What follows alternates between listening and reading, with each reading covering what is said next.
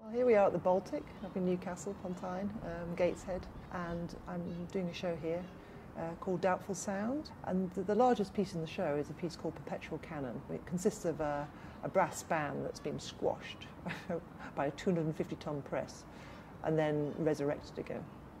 There's something very exuberant about a brass band. It's very, strong, and I just felt like it needed an equally strong instrument to rob it of its puff. And so the idea of this, 250-ton press, inspired by Modern Times by Charlie Chaplin. Have you seen that film? It's brilliant. This big press comes down and squashes his boss's fob watch, so it's paper thin.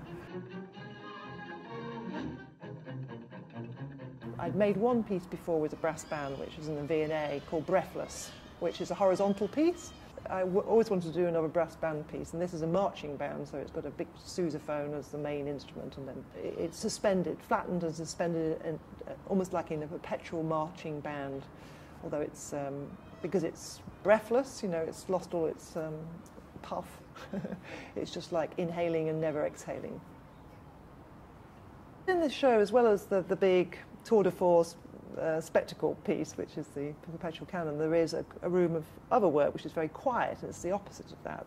They're not so visual, they're really pared down and quite minimal objects. There's bullets that are being drawn into wires, so the bullets have been melted down and made into their own trajectories, and then I've made these nets out of the bullets, and they're displayed behind glass as bullet drawings. And so instead of drawing the gun, then you're drawing the bullets. So there's always little visual jokes and puns, but somehow the gunshot happens in your head. I went to the Colt Firearms factory in Connecticut in 1995 because I was making a piece of work and I was asking their help. I was asking them to shoot things through guns that weren't bullets. They shot a dictionary with some dice. It's almost like, a chance, sort of divining tool. So the dictionary is open where the dice lodged. When I was walking around the factory and they were showing me the production line, I saw these blank gun-shaped pieces of metal which already looked really iconic. And I said, "Oh, what are they?" And they said, "Well, they're the very first stage in making the Colt 45 gun." So I asked them if I could have a couple of these guns and them to give it the finish, that they would give a finished gun. So it's like taking out the middle part of the process. And I call them embryo firearms. If I hadn't done that, they would have carried on and they would become handguns, and they would have had their own history. And now they've got the history as an artwork.